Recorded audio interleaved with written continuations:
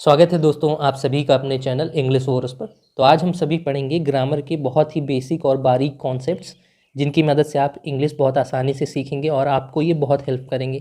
तो ऐसी ही ग्रामर की बहुत सारी वीडियोस आएंगी, चैनल को सब्सक्राइब करिए और वीडियो में बने रहिएगा। Use of is, am and are, ये देखिए एक तरीके से ये होते हैं सहायक क्रिया जो यूज़ होते हैं प्रेजेंट टेंस के हिस्सों में। अब इनका मतलब क्या होता है, ये कैसे यूज़ होते हैं और कब यूज़ होते हैं वो हम समझेंगे। देखिए, इज़ मतलब होता है, इज़ मतलब है, आर मतलब है, एम मतलब है। तीनों का मतलब है होता है, लेकिन प्रयोग कब होता है? Is used with one thing. One thing मतलब जब कोई एक चीज़ हो तब हम प्रयोग करते हैं इज़ क्रिया के रूप में।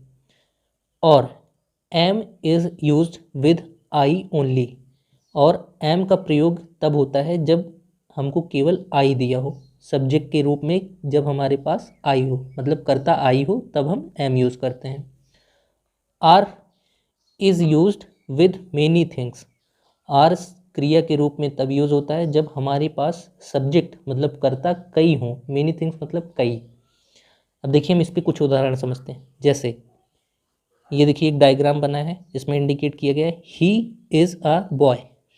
ही देखिए प्रोनाउन होता है सिंगल पर्सन के लिए, ही मतलब होता है वह, तो सिंगल है, ये आदमी सिंगुलर है, एक एक आदमी है, तो इसलिए हमने इज़ लगाया है क्रिया के रूप में। और इससे हमको टेंस कौन सा पता चलता है, ये होता है सिंपल प्रेजेंट टेंस। ऐसे ही देखिए आई, ये डायग्राम है, इसकी तरफ इंडिकेट किया गया है आई एम अ गर्ल, क्योंकि यहाँ सब्जेक्ट आई है इसलिए वर्ब हमारी एम लगा है। और इससे भी हमको आइडिया होता है सिंपल प्रेजेंट टेंस का। द बॉयज़, यहाँ देखिए बॉयज़, अब यहाँ बॉयज़ क्योंकि प्लूरल है और इनके साथ डेफिनेट आर्टिकल लगा है द। खैर इससे मतलब नहीं होता क्योंकि ये नाउन है, तो नाउन के लिए द आता है डेफिनेट आर्टिकल, लेकिन हमको ध्यान देना है वर्ब पे। यहाँ लगा है आर, आर का मतलब है। और प्लेइंग ये हमारी मुख्य क्रिया है, ये सहायक क्रिया है।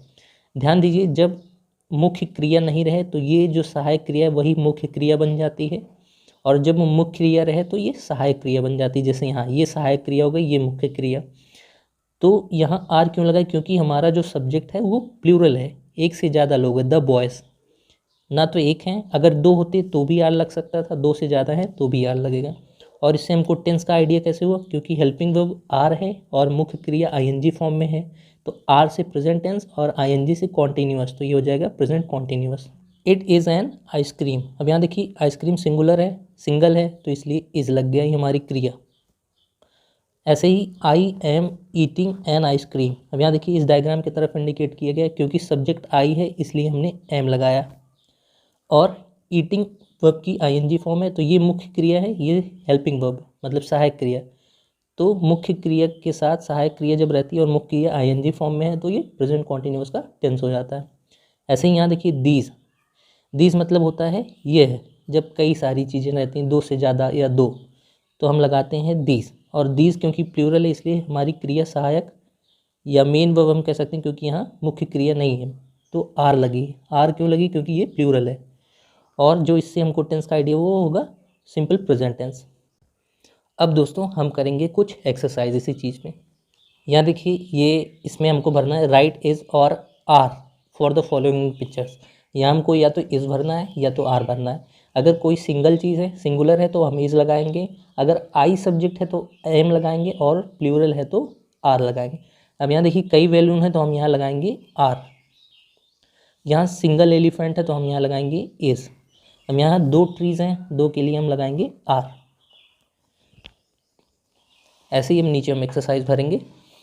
अब यहाँ देखिए द ड्रेस, हमको भरना है इज़ एम आर में से कोई एक। अब यहाँ देखिए द ड्रेस, क्योंकि ड्रेस सिंगुलर है तो हम लगाएंगे इज़।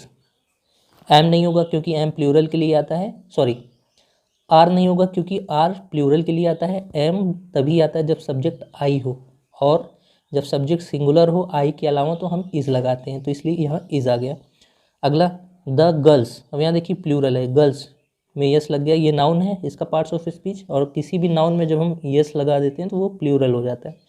तो सब्जेक्ट प्लूरल, तो हमारी जो वर्ब आएगी वो होगा are. The girls are beautiful. अब यहाँ देखिए आई, सब्जेक्ट आई आ गया, तो हम क्या लगाएंगे, am. I am an intelligent boy, मैं एक बुद्धिमान लड़का हूँ। द बर्ड्स, चिड़ियाँ। अब यहाँ देखिए ये जो है प्लूरल सब्जेक्ट है, तो प्लूरल सब्जेक्ट में हम क्या लगाएंगे, are. The birds are flying, helping verb are, main verb ING form में, तो टेंस कौन सा हो जाएगा, प्रेजेंट कॉन्टिन्यूअस। चिड़ियाँ उड़ रही हैं।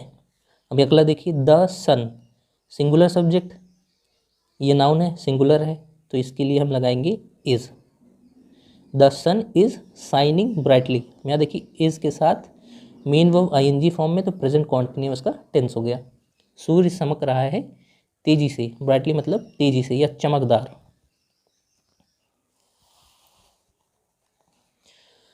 अब अगली एक्सरसाइज हम देखेंगे, यहाँ देखिए द पेन। अब यहाँ इज लगाएंगे कि आर, आप लोग को बताना है। ऑन द टेबल, कमेंट में आप बताइएगा। तो यहाँ देखिए हम बता दे रहे हैं द पेन, क्योंकि ये सब्जेक्ट जो हमारा सिंगुलर है, तो इसलिए हम इज लगाएंगे। अगला देखते हैं, दिस स्पून, स्पून मतलब होता है चम्मच, यह चम्मच स्मॉल, छोटा, तो यहाँ हम क्या लगाएंगे, इज, क्योंकि सिंगुलर है। अगला देखिए द बलून्स। अब यहाँ देखिए बलून्स ये नाउन है, और नाउन में ऐसा लग के प्लूरल बस बन गया, हमारा सब्जेक्ट प्लूरल हो गया, तो प्लूरल सब्जेक्ट में हम लगाते हैं आर। गुब्बारे जो हैं वो कमरे में है, इन द रूम मतलब कमरे में। द काइट्स, अब यहाँ देखिए फिर से जो हमारा सब्जेक्ट है नाउन है और प्लूरल है, क्योंकि एस लगा है, तो प्लूरल सब्जेक्ट के साथ हम लगाते हैं आर। ठीक। ऑफ मेनी कलर्स, कई कलरों का, मेनी मतलब कई, कलर्स मतलब रंग। द एप्पल्स, अब यहाँ देखिए फिर से जो सब्जेक्ट है हमारा नाउन है और ये है प्लूरल, तो इसलिए हम लगाएंगे are. The apples are red, जो सेब हैं वो लाल। एक चीज़ आप लोग को ध्यान रखनी है, यहाँ जब इस प्रकार के सेंटेंसेस हमको इंग्लिश में मिलते हैं, जहाँ जैसे ये देखिए, या यही समझ लीजिए द पेन के बाद केवल हेल्पिंग वर्ब है, मतलब मेन वर्ब नहीं है, तो हम इसी को मेन वर्ब मानते हैं, और ये होते हैं वी वर्ब के फॉर्म। ये वाली जो वी होती है हेल्पिंग वर्ब, इसी वर्ब के फॉर्म होते हैं ये सारे। और जब केवल इसी वर्ब की फॉर्म होती है सेंटेंस में और कोई क्रिया नहीं होती है, तो ये जो वर्ब होती है इनको हम कहते हैं लिंकिंग वर्ब, क्योंकि ये वर्ब लिंक करती है इसके सब्जेक्ट कॉम्प्लीमेंट्स हैं। द ड्रेस, ये हो गया हमारा सब्जेक्ट, ये हो गई लिंकिंग वर्ब, इज़ न्यू, क्योंकि इसी ड्रेस के बारे में ये हमको जो इन्फॉर्मेशन है ये जानकारी दे रही है, तो ये हो जाएगा सब्जेक्ट कॉम्प्लीमेंट, इसको कहते हैं सब्जेक्ट का पूरक। ये हो जाएगा सब्जेक्ट कॉम्प्लीमेंट, ये लिंकिंग वर्ब, और ये हो जाएगा हमारा सब्जेक्ट। मतलब न्यू क्या है, न्यू है द ड्रेस, और ड्रेस क्या है, न्यू, मतलब दोनों को एक दूसरे को पूरक है, तो यहाँ जो क्रिया होती है वो होती है लिंकिंग वर्ब। तो दोस्तों उम्मीद करते हैं वीडियो आपको अच्छी लगी होगी। ऐसी और वीडियोज़ के लिए हमारे चैनल को सब्सक्राइब करिए। धन्यवाद।